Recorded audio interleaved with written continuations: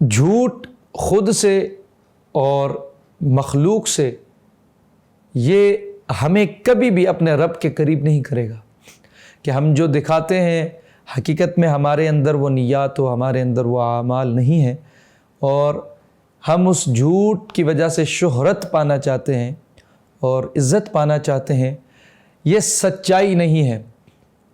تو اس لیے قیامت تو وہ ہے، اللہ تبارک و تعالیٰ فرماتے ہیں ھذا یوم ینفع الصادقین صدقہم، اس دن، قیامت کے دن سچوں کو ان کا سچ نفع دے گا۔